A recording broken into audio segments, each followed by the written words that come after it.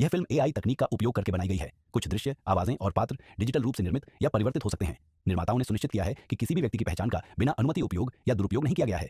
यह फिल्म केवल मनोरंजन और रचनात्मक अभिव्यक्ति के उद्देश्य से बनाई गई है।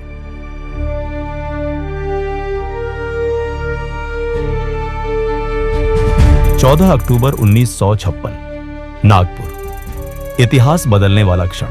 भारत के संविधान निर्माता डॉक्टर बाबा साहेब आम्बेडकर लाखों अनुयायियों के सामने खड़े हैं, एक ऐतिहासिक निर्णय के लिए तैयार। आज मैं हिंदू धर्म का त्याग करता हूं और बौद्ध धर्म को स्वीकार करता हूं, केवल अपने लिए नहीं बल्कि हर उस इंसान के लिए जो समानता और सम्मान की तलाश में है। बचपन से ही आम्बेडकर जी ने अस्पृश्यता का सामना किया। उन्हें पानी, शिक्षा और सम्मान से वंचित किया गया, केवल उनके जन्म के कारण। भीम, शिक्षा ही तुम्हारा असली हथियार है। 1927 में डॉक्टर आम्बेडकर जी ने हजारों दलितों को महाड़ के चौदार तालाब से पानी पीने के लिए नेतृत्व किया।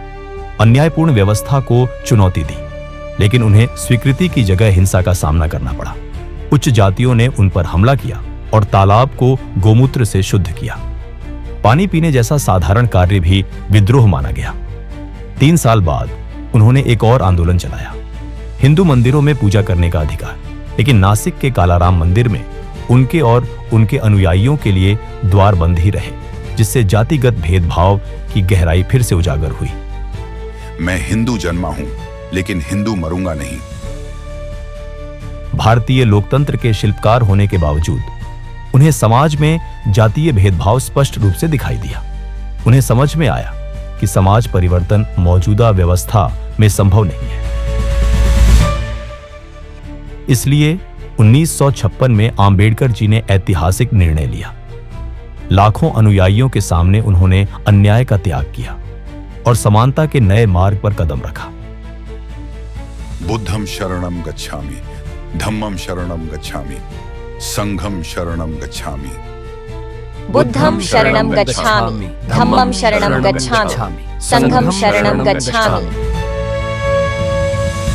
इन पवित्र शब्दों के साथ उन्होंने 5 लाख से अधिक अनुयायियों को बौद्ध धर्म में प्रवेश कराया। उन्होंने 22 प्रतिज्ञाएं ली, जाति, असमानता और अंधविश्वासों का त्याग किया। हम जाति व्यवस्था का त्याग करते हैं, हम समानता में विश्वास रखते हैं, हम ज्ञान और करुणा के मार्ग पर चलते हैं। अपने अंतिम दिनों में उन्होंने बुद्ध और उनका धम्म की शिक्षा दी, जो न्याय और शांति की तलाश में लाखों लोगों के लिए एक मार्गदर्शक ग्रंथ बना। डॉक्टर आम्बेडकर जी का यह निर्णय केवल व्यक्तिगत नहीं था, इसने एक आंदोलन को जन्म दिया। समानता, स्वतंत्रता और बंधुत्व की क्रांति को। स्वतंत्रता, समानता और बंधुत्व को अलग अलग तत्वों के रूप में मत देखो, ये साथ साथ रहना चाहिए। उनकी शिक्षाएं आज भी जीवित हैं। जय भीम।